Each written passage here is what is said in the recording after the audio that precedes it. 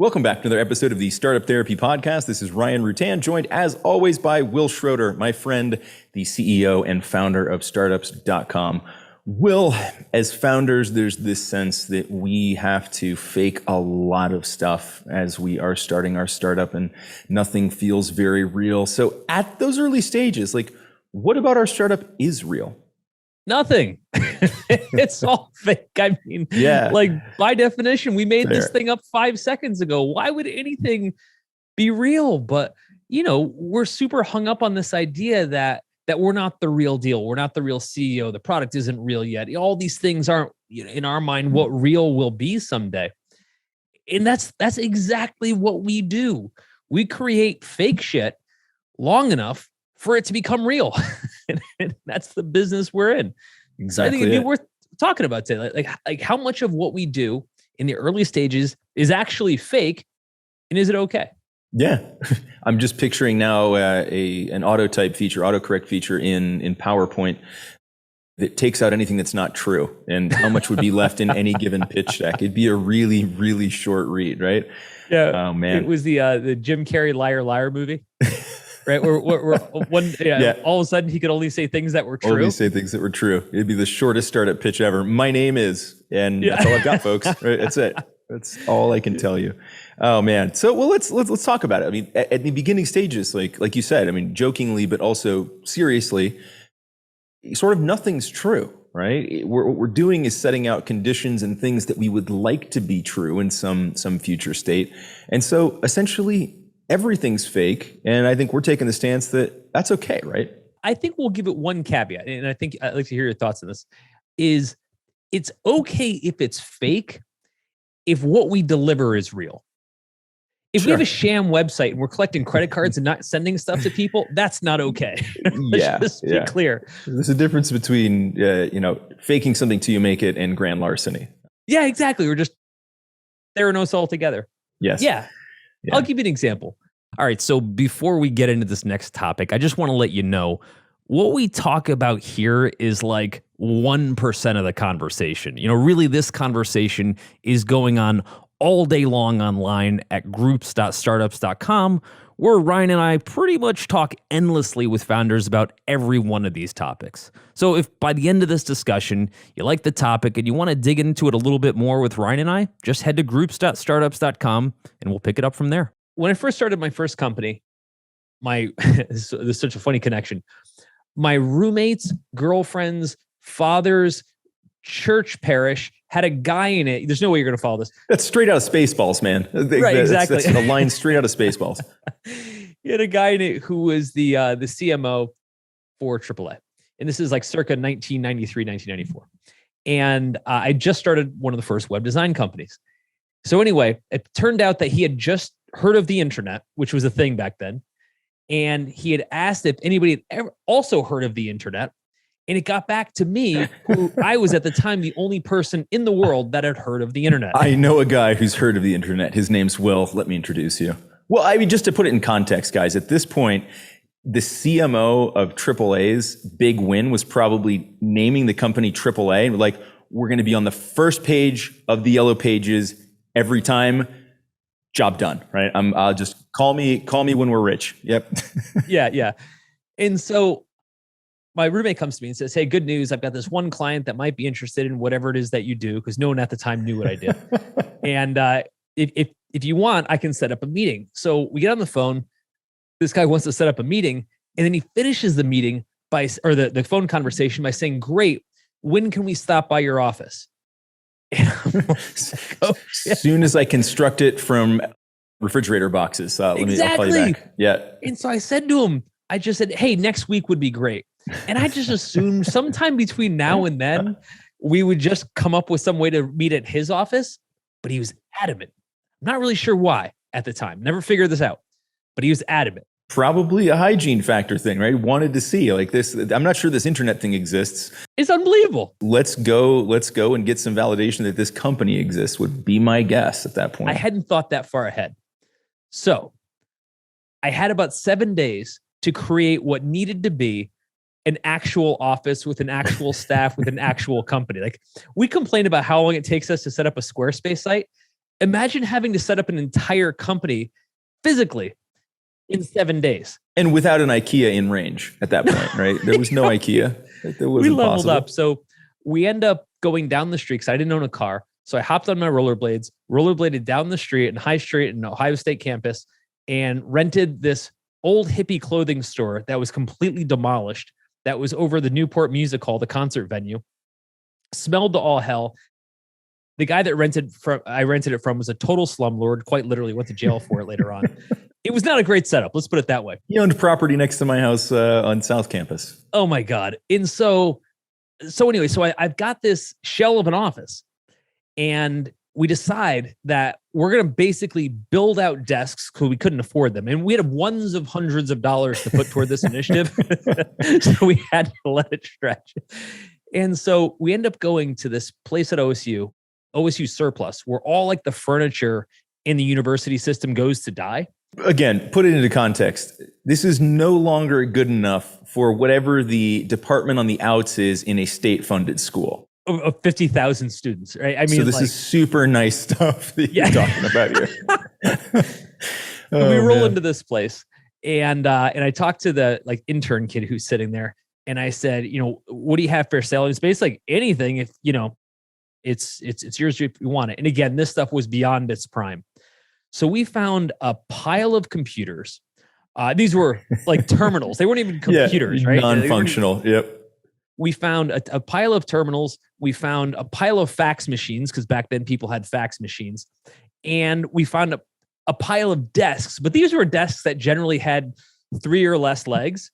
And so I go to the with enough gum stuck to the underside to construct a new leg, though. Yeah, exactly. Had options. I go to the intern kid. I'm like, listen, I need all of that. And his question was, why? Why? And I just said, don't worry about it. And I wrote, well, this is the best part. I wrote what would become our first company check for $14. $14. Right? He actually rung it up. Yeah, he rung it up. That was the market price of all this junk that we were bringing with us. Even at what I have to presume was minimum wage, or maybe even something less than that for some sort of work study program that this kid was on, it cost them more to sell you that stuff than they made off of it. And if I'm being honest, there was a split second where I ran the math and I said, well, can we still afford this? Can we afford this? This is 14% of our budget going to office furnishings. This is not what we specified in the business plan. We load everything up into this really raggedy pickup that my friend had. And we drive it back to the office.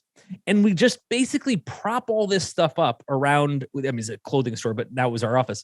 And it had a loft and everything. It kind of looked cool, but it was completely disaster. But we made it look like an office. This is the equivalent of building a landing page website, but actually doing it in the real. Yes. And so the one day when the client's going to show up, I ask all of my friends to bring the one tie that they own, their one clip-on, and just walk around looking busy. And so when the client shows up, it looked like a Hollywood movie set. Everyone's running around, movie set at that point. Busy, right? Like, oh man, it was hilarious because, like, when you watch a TV show that has, some office scene, do you ever notice people are all walking around? Because the reality of everybody just sitting at their desks, like typing messages or looking does not at make Facebook, for good TV. Yeah, not at all. Does not make for it. So when they walked in, they saw the Hollywood equivalent of what an office would be like. And it was humming with people. Everyone was busy. Now, none of my friends had ever had real jobs, so they didn't know what to say or do exactly. But I just walked the AAA team like around like the different stations, and people were typing at computers that didn't even work. It was just like a blinking screen. So they assumed they were coding or something. This internet is so mysterious. Right. And so we end up bringing the client back to the only computer that worked, which was this laptop that I'd bought 2 days prior with all the money we had left.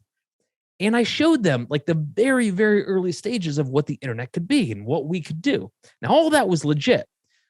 But like when my roommate would run up to me and like, Will, what do you think of this? And it was like this term paper. And I looked at it, I was like, run with it. It, like, literally run away with it before they get a look exactly, at it. Right. Yeah. And it worked. And we got the client. Now, I say all that, it's a long story, to point out that we had to create that cover just to simply get a company to understand that we could do the work. We also looked like we were 12, right? Like we look Doesn't like the help. Keebler elves in there, right? We did not look like a buttoned up organization. You were not. So we needed that cover to kind of overlook the fact that we actually knew what we were doing, or at least I did. My rest of my friends had no idea what they were doing. But the reality is we were going to deliver the product, but we had to fake our existence to do it. Now that's an extreme case, right? That's like actually something out of a movie, but it happened and it worked. And I wasn't proud of it at the time, but now when I look back, I realize it's what you got to do. You know what I mean? You did what you had to do to bear the burden of proof that, you didn't have a better way of showing them that, right? That was how they decided to evaluate you. The reality was there were a lot of other ways they could have evaluated whether you could do the work, but they weren't prepared for any of those. They had no idea. This was something so new and so different. And hey, that's most startups, right? We're trying to do something that hasn't been done before, or at least something that's been done before in a way that hasn't been done. And so we don't have a good way to demonstrate that. We don't have a way for them to query us and say, we believe you can do this, right? They want some reassurance. And in this case, it was, a bunch of college kids running around as extras on your movie set for your office. Man, it brings back a memory of building not our very first site for the agency, but one of the early sites where we decided we needed to have pictures of some of the team on the website. And we decided we needed to go full pro. We were going after mostly corporate clients. And so when you looked at like their materials, they were all like people in business dress, business suits. And I was the only one that owned a business suit. The first realization that we came to is, well, we could all just wear the same one. So we started to do that. You look like a boy band. We would have, right? So we shot me first and it fit fine. We go to the second one. Well, the pants were like ridiculously oversized and too long, right? And then for the third guy who was way taller than I was, so we had to go to like just waist and up shots. Then as we constructed the page, we realized we had to write more copy for each of the bios to make the pages longer so that you couldn't see all three of us on the page at the same time because we were all wearing the same damn clothes. So it's like, these things that we go through to make ourselves look legit early as a startup company can often feel ridiculous because they are. But again, like nothing wrong with that, right? We were just trying to show what they needed to see to feel comfortable so that we could go and provide the value that we knew we could provide, right? We knew we couldn't look like a buttoned up corporate company because we weren't. That's what they needed to see. But we knew we could build outstanding products for them. And that was all we cared about. So I think to your early point in this discussion, as long as the intent to do good is there, right? We're not trying to commit larceny here. We're not trying to take people's money or convince them of something that we can't do. But optically, sometimes we have to look a bit different than what we are to be able to get to that point where we can actually provide that value. I also think, and this is the hard part, we have to feel comfortable being that version of the company, which is hard because first off, no one talks about this stuff. Sure, my story might be funny now. I wasn't talking about it in meetings, when I was pitching the company 6 months after that. Right? That was on the DL. And again, you hear one-off stories like this and it sounds great because it works or worked.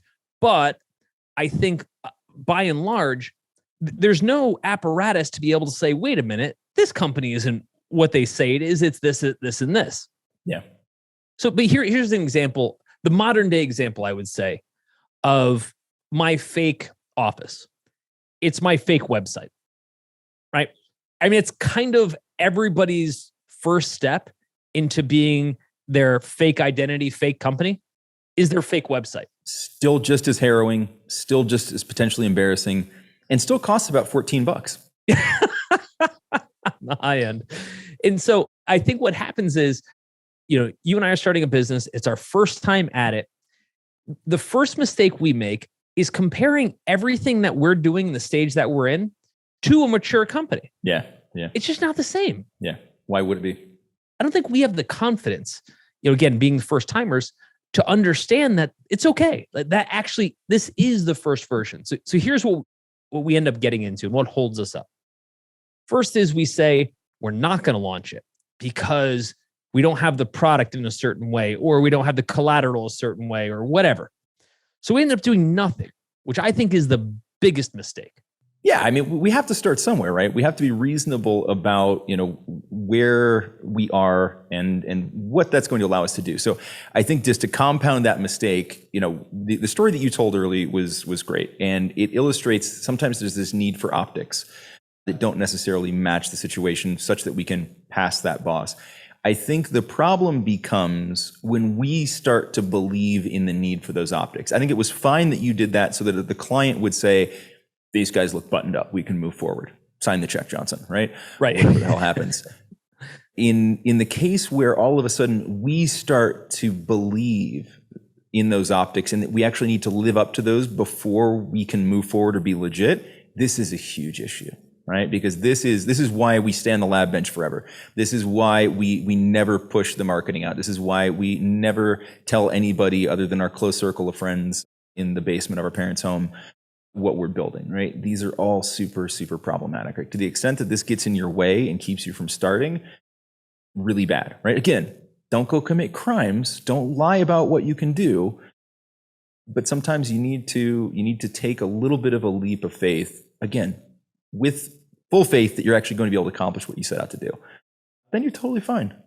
By the way, I just want to mention, if what we're talking about today sounds like the kind of discussion you wish you were having more often, you actually can. We're online all day, every day, working through exactly these types of topics with founders just like you. So any question you would have, or maybe some problem you just want to work through, we're here and we love this stuff. And we're easy to find. Head over to groups.startups.com and let's just start talking. We get hung up on things. Again, we're using the website as kind of a proxy to talk about our corporate identity, to talk about the readiness of our product. Yesteryear's business card, man. I remember when that was the first thing. All right, new business concept. And they're like, you want to see the business card? We've already got it done. I'm like, what's the business do? Do you want to see the business card? Right. I only buy from companies that have refined logos. Yes, absolutely.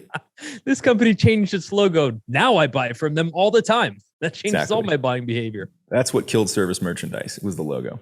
Yeah, as soon as you kill a logo, the whole business is over. Forget about the product.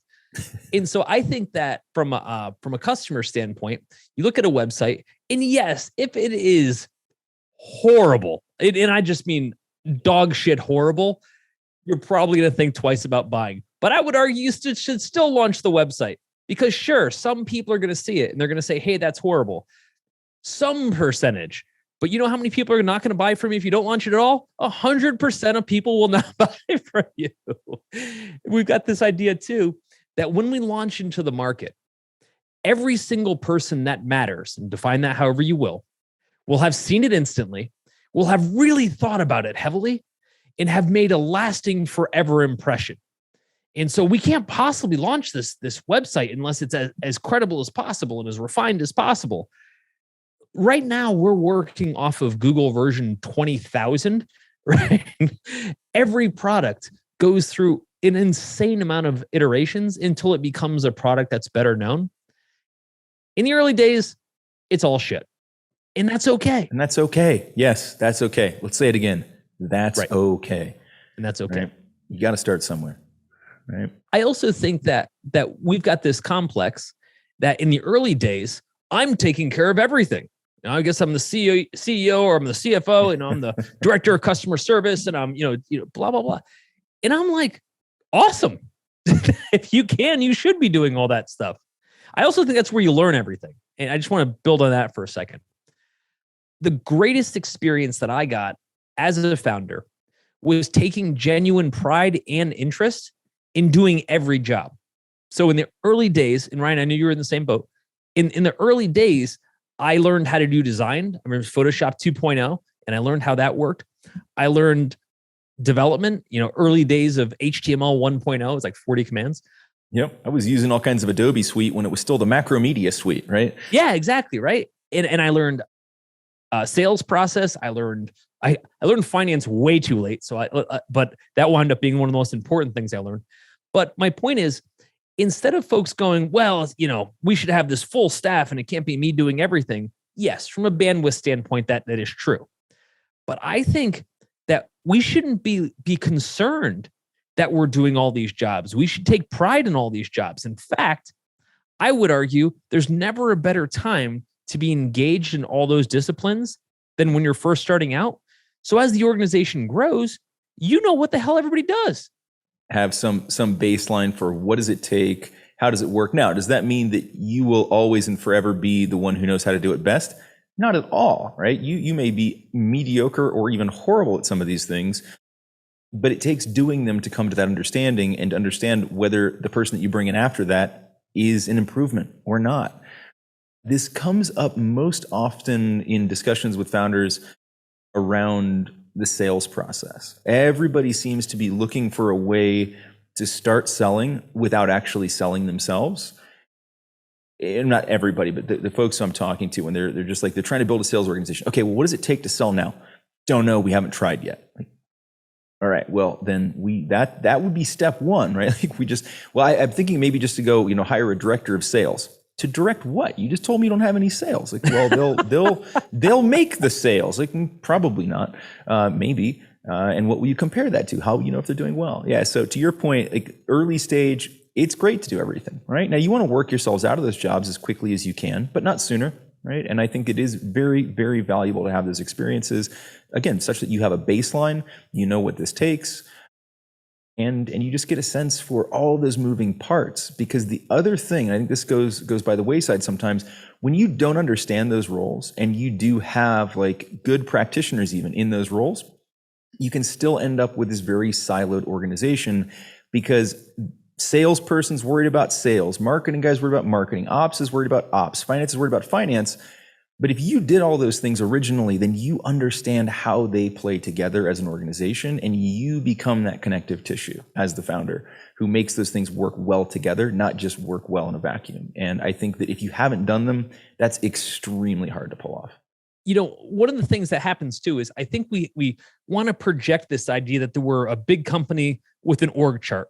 For some reason, we're also enamored with this idea of creating an org chart and hierarchy and everything else like that. Business card, org chart. Those are the first two things we have to build out, right? Well, because you got to know everybody's titles so you can put them on their business cards. Right. I don't know. And so we get this thing where I need to label everybody with a C-level title. Everybody needs to be the VP of this. Again, we need to have hierarchies. And that's what a real company does. You know what that's happened? A real company does that as they start to fast forward their dysfunction.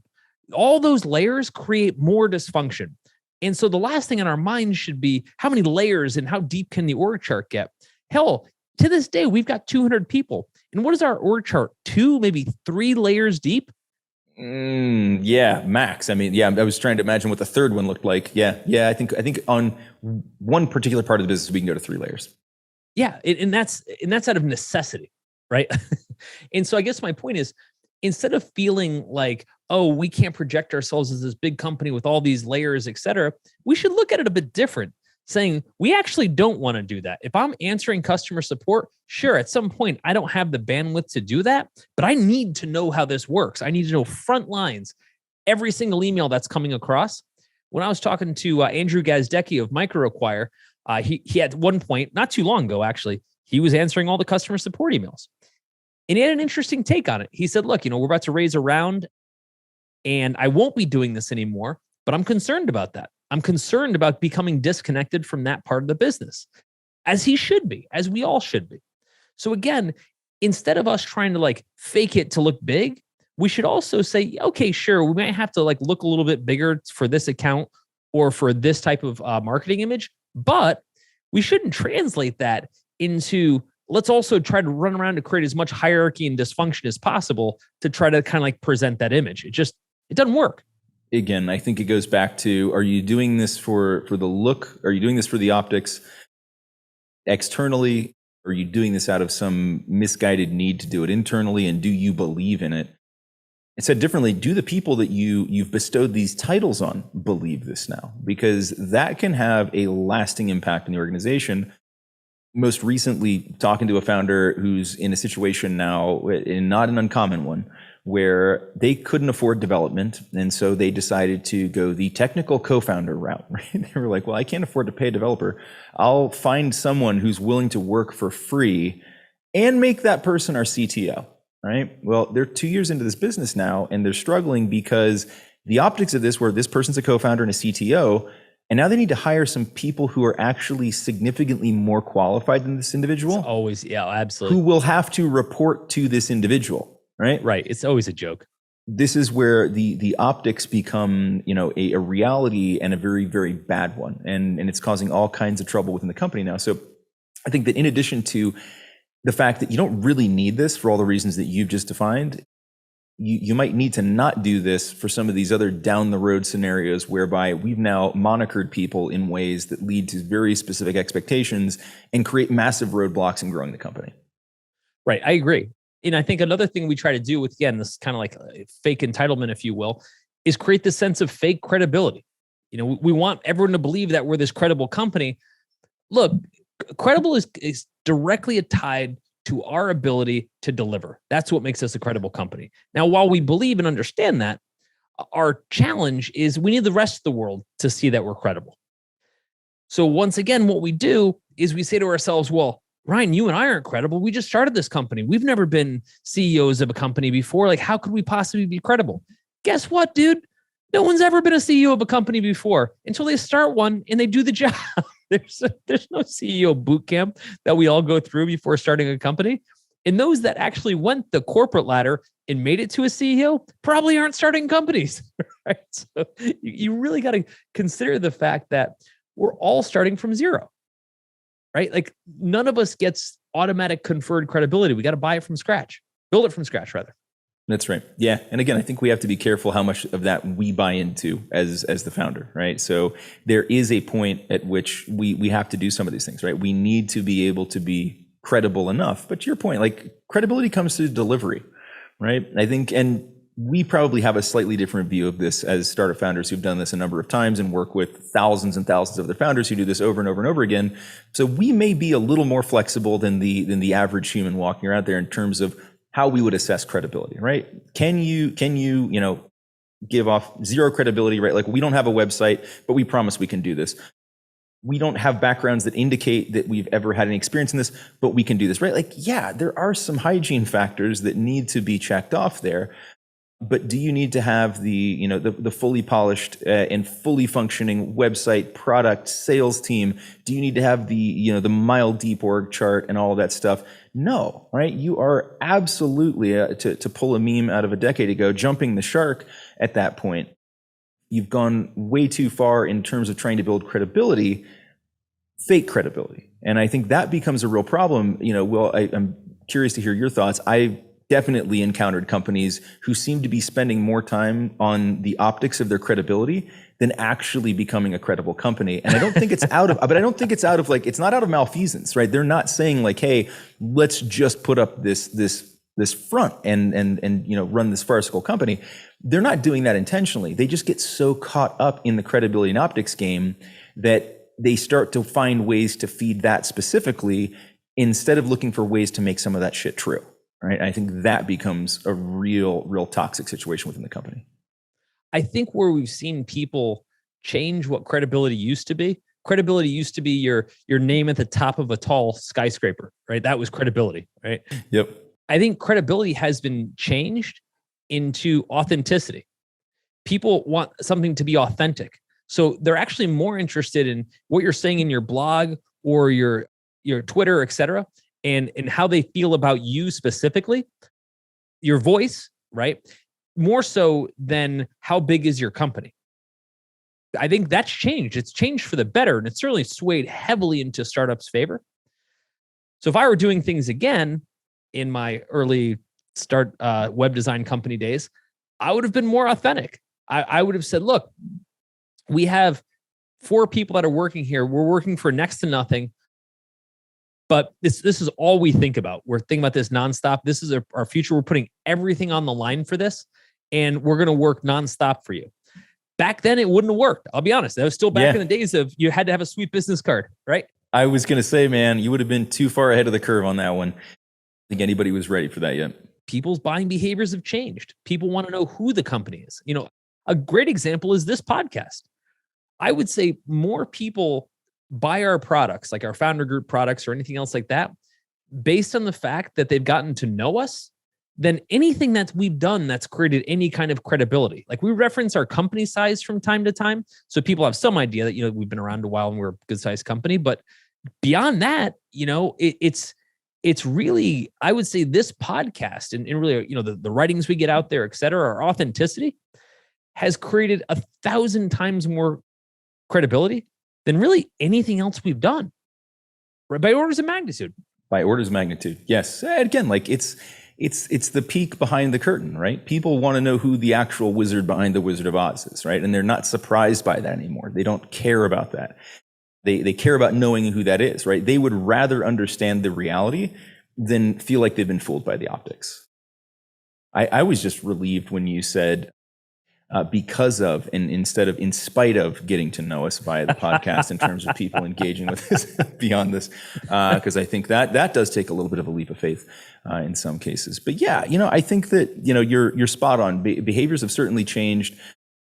Just none of this would have been possible without the internet, by the way, right? Like it's that access at scale to so many people to be able to kind of get that glimpse behind the curtain and understand who you are as an individual, to give us these medium for sharing these various aspects of who we are as a person, what we're trying to accomplish as a company, the experiences we've had, how we feel about certain things, and letting people attach to companies or founders and products in totally different ways, which is super exciting.